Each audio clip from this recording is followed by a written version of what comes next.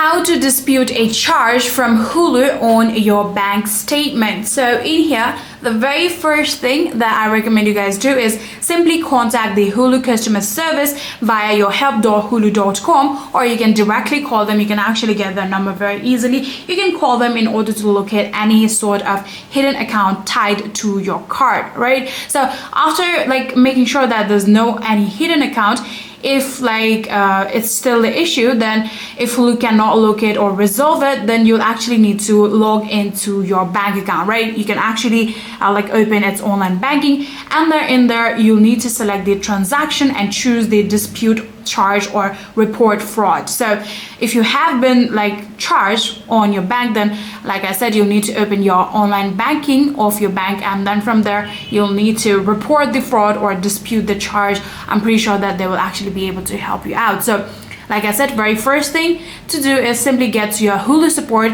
If they cannot help you with that, get into your bank support. I'm pretty sure that will help you fix the issue.